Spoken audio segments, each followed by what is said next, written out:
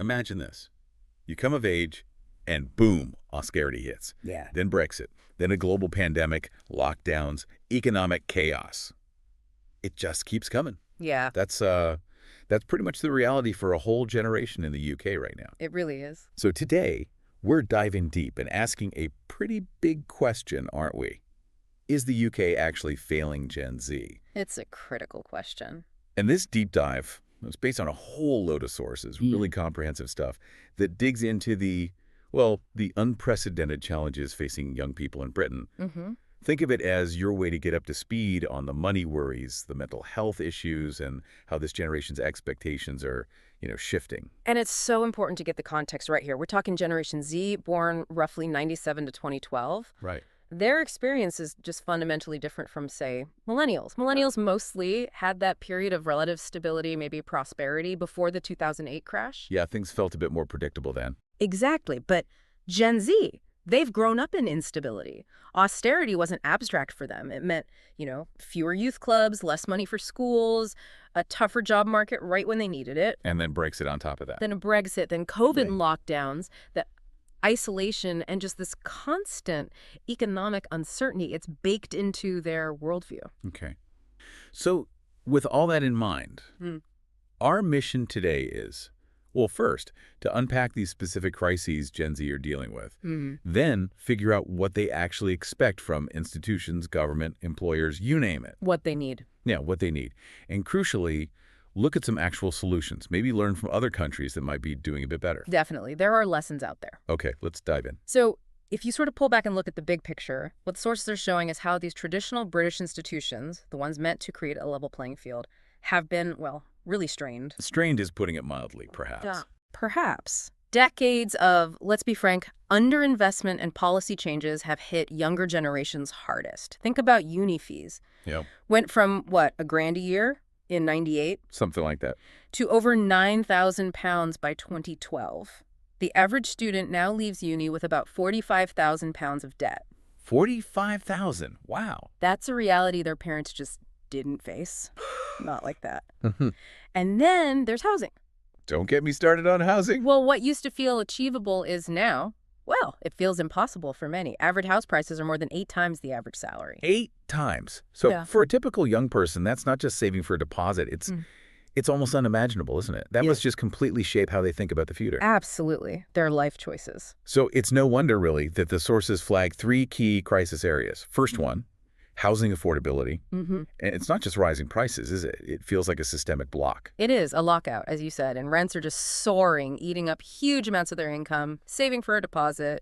Forget it for many. So what's the proposed answer then, according to the sources? Just build more houses. It's deeper than that. The sources suggest it's not just more housing, but we need to rethink who owns it, how we value it. For Gen Z, it's not just a roof over their head. No, it's fundamental stability. Exactly. Financial stability, starting a family, all that. So the actions being talked about are things like serious public money into genuinely affordable housing. Right. Not just affordable by some market definition. Precisely. And things like rent controls, controversial, maybe, but for stability. Plus expanding schemes for first-time buyers, but ones that actually reflect today's market. Okay, makes sense. And the second crisis area, the traditional path. Get educated, get a good job. How's that holding up? Well, that's the thing. Education and employment is the second major crisis zone, when getting a degree costs so much. That 45K debt. Right. And the job market at the end feels uncertain. Well, a lot of Gen Z are asking, is it worth it? Is the payoff there for all that debt? That's a fair question. It really is. And the sources show this growing disillusionment. Many are actively rethinking higher education. And what's interesting is how they're looking at vocational paths. Not just as a second best option. No, not as a fallback, as a respected primary route to a stable career.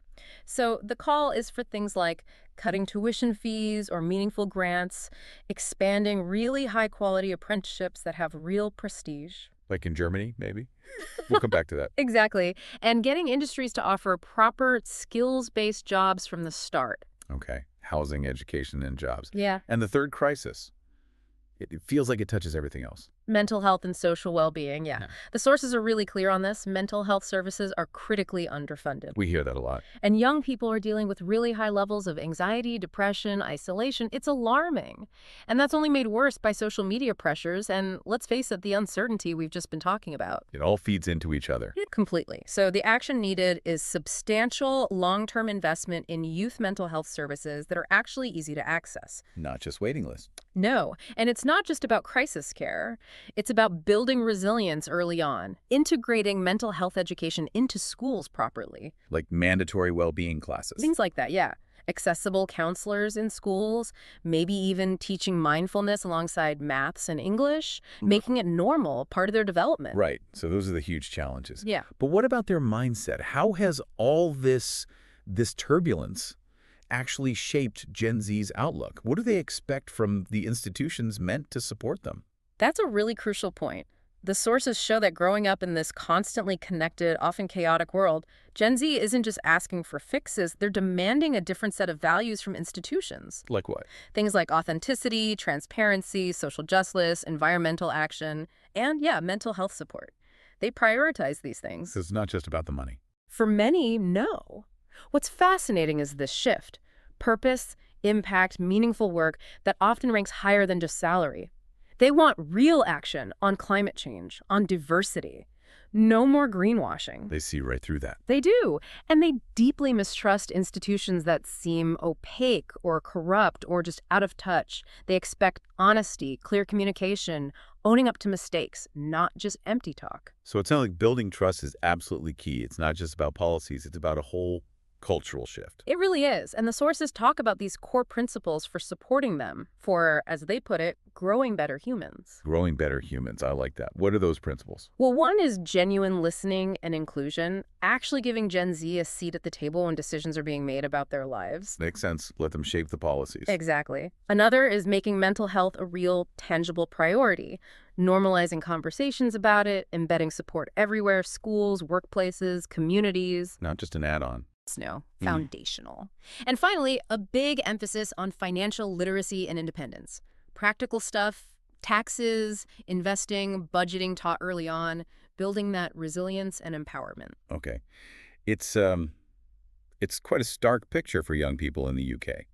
But surely other places are handling this better. You mentioned Germany earlier. What can we learn from outside the UK? Yeah, putting it in that wider context is really illuminating. Finland, for example. Okay. They offer free higher education to everyone, including international students.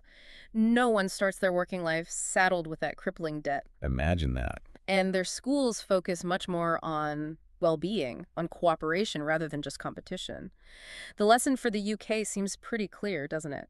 Get free education and proper youth well-being aren't just nice-to-haves, they're vital investments. Economic investments, too. Absolutely. And what about those vocational routes we talked about? Germany is the classic example, isn't it? Their dual apprenticeship system. How does that work exactly? It basically provides a really smooth path from school into work. Businesses are incentivized to train apprentices properly, leading to stable jobs. Crucially, it gives vocational training real status equal to going to university. So it's not seen as second best. Not at all. And the lesson there is, if you properly value and invest in these alternative routes, you really improve job prospects and offer respected career options for more people. Okay.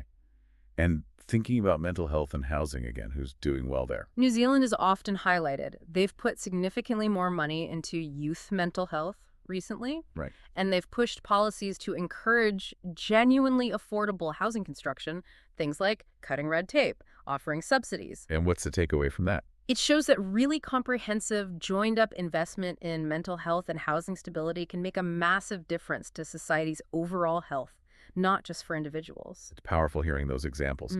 Do the sources give any hard numbers to compare? They do, and they really drive the point home. UK youth home ownership is struggling, below 30%. Meanwhile, places like Germany and Austria have strong rent controls that actually protect tenants. So renting is a secure long-term option there. Much more so, yeah. Not just a temporary fix while you desperately try to save. Then education debt. UK average 45K. Swedish, Danish students often get state grants, graduate debt-free, or close to it. That's a completely different start in life. Fundamentally different.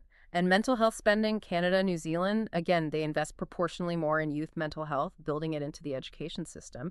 The UK is still lagging behind on that integrated approach. So bringing it all together, Yeah. the conclusion from the sources seems quite stark, doesn't it? It is, yeah. The uncomfortable truth, based on what we've looked at, is that, yes, the UK is failing Gen Z on several key fronts. They're ending up economically and socially worse off than previous generations. That's a heavy conclusion. It is. But, and this is crucial, the sources also stress, this isn't irreversible. It's not game over. Okay, there's hope. There's definitely potential for change. With targeted investment, housing, education, mental health, real jobs, and, importantly, a genuine effort to listen to young people. That trust-building piece again. Exactly. The UK government can rebuild that trust and actually set this generation up for a better future. And thinking about this generation themselves, Mm-hmm.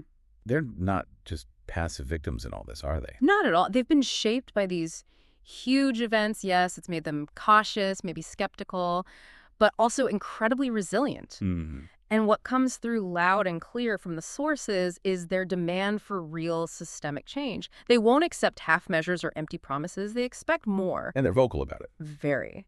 So zooming out again, the bigger picture here is that Britain can change direction. It's possible. By genuinely tuning into what Gen Z needs and expects, and by learning from what works elsewhere, Finland's education, Germany's apprenticeships, New Zealand's focus on well-being and housing. We could actually turn things around. The potential is there, yes, to restore a sense of hope, stability, and prosperity for this generation, to turn what looks like a crisis into a chance for real societal improvement. So, wrapping this up, what should you, listening now, take away from this? Maybe consider this thought. The system doesn't have to fail them. It can adapt. It must adapt, evolve, improve. Yeah. Think about the things we've discussed.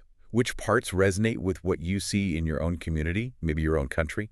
And what possibilities for change does that spark for you? Thanks for watching the video. We'd love to hear your thoughts. Feel free to share them in the comments below. If there's a specific topic you'd like us to cover next time, do let us know. Don't forget to subscribe to the channel for more videos like this. And if you found this one helpful, make sure to share it with others too. See you in the next video.